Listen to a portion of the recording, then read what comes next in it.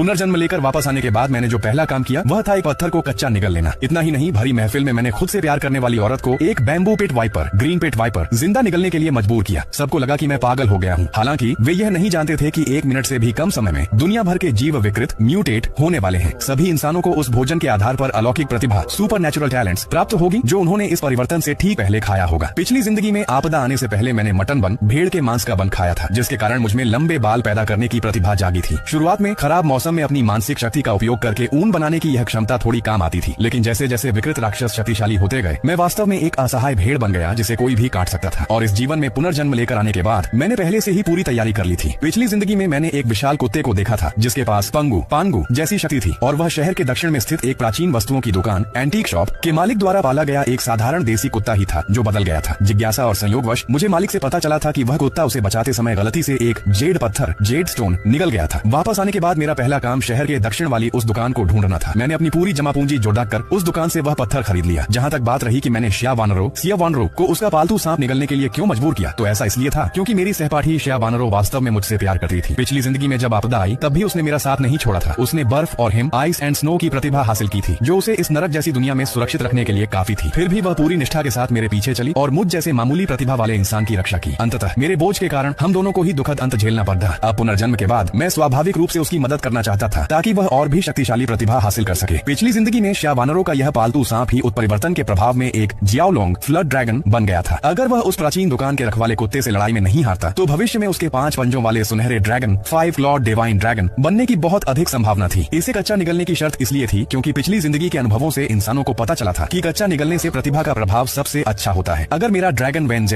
When Z इंसानी ताकत से काटा जा सकता तो मैं चाहता था कि सिया वानरो भी उसका एक हिस्सा खाए। लेकिन अब एक स्तर नीचे का जियाओलोंग भी सिया वानरो की पिछली जिंदगी की बर्फ वाली प्रतिभा से कई गुना बेहतर था। इस क्षण मेरी जिद का सामना करते हुए सिया वानरो के चेहरे पर जटिल भाव थे। एक तरफ वह लड़का था जिसे वह सालों से प्यार करती थी और दूसरी तरफ उसका प्यारा पालतू जानवर। उसका मन दुविधा से भरा था, लेकिन मेरा अडिग रवैया देखकर उसने फैसला कर लिया। सॉरी छोटी किंग, उसके लिए मैं कुछ भी कर सकती हूँ। सिया वानरो ने झटके से सांप को हाथ में लिया और पूरी क्लास के सामने उसे किसी नूडल्स की तरह सीधे निगल लिया। सिया वानरो को मेरे साथ पागलपन करते देख पूरी क्लास के छात्र इतने स्तब्ध थे कि उनके मुंह से एक शब्द नहीं निकला, बस दहशत भरी आवाजें आई। उन्हें लगा कि वे खुद भी पागल हो रहे हैं। जब सिया वानरो वाटर डिस्पेंसर की ओर भागी और पागलों की तरह कई गिलास पानी पीकर दीवार के सहारे उल्टी करने लगी, तब जाकर क्लास को होश आया। धिक्कार है सिया वानरो, तुम गंभीर हो, तुम पागल हो गई हो क्या? उसने कहा। और तुमने सच में खा लिया? मैं जरूर सपना देख रहा हूँ, मुझे इतना अजीब दृश्य क्यों दिख रहा है? टीचर भी इस सदमे से उबर नहीं पाई थी। वह युवाओं की सोच को समझने में पूरी तरह असमर्थ थी। शोर शराबे के बीच मैं सिया वानरो के पास पहुंचा। इस समय वह किसी परी जैसी लग रही थी, लेकिन उसका सुंदर चेहरा पीला पड़ी गया था। दर्द के कारण आए पसीने से उसके माथे पर बालों की कुछ लटें चिपक गई थी, जिससे वह बेहद नाजुक और दयालु दिख रही थी। पेट के दर्द को सहते हुए मैंने उसे अपनी बाहों में भर लिया।